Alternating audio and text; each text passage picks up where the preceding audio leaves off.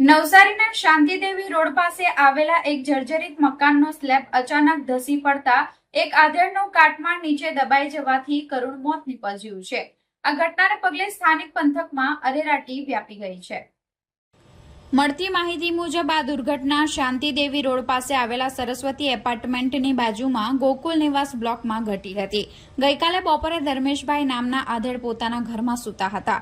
તે દરમિયાન અચાનક જ મકાનનો સ્લેબ તૂટી પડ્યો હતો, જેથી ધર્મેશભાઈ કાટમાળ નીચે દબાઈ ગયા હતા।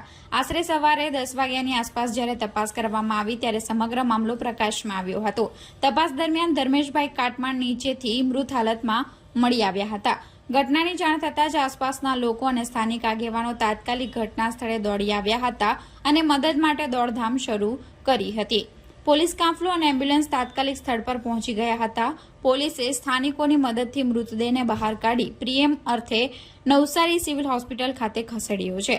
હાલમાં પોલીસે આ અકસ્માત અંગે ગુનો નોંધીને સમગ્ર મામલે આગળની કાયદેસરની તપાસ અને કાર્યવાહી હાથ ધરી છે। મકાન કેટલું જર્જરિત હતું અને આ અકસ્માત પાછળ અન્ય કોઈ કારણો જવાબદાર છે કે કેમ તે દિશામાં પણ તપાસ થઈ શકે છે।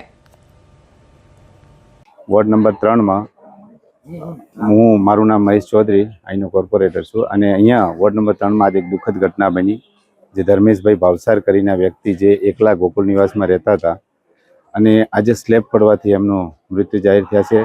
કાલે સુધી એમ કમ્પ્લીટ હતા, એમના ભાઈ એમને જમાડીને ગયા હતા, થોડા મગજના માનસિક રીતે થોડા પેલા હતા, એટલે આજે સવારે અમને તાત્કાલિક જાણ કરતા અમારી પૂરી ટીમ, અમારા 4 કોર્પોરેટર મિત્રો અને અહીંના અમારા બધા અહીંયા તાત્કાલિક સ્થળે આવ્યા અને ફાયર બ્રિગેડ ટીમ, પોલીસ અને અમે 112 ને ફોન કરી અને પછી અહીંયા અંતિમ બાની બોલાવીને એમને સિવિલ ખાતે અત્યારે લઈ ગયા છીએ।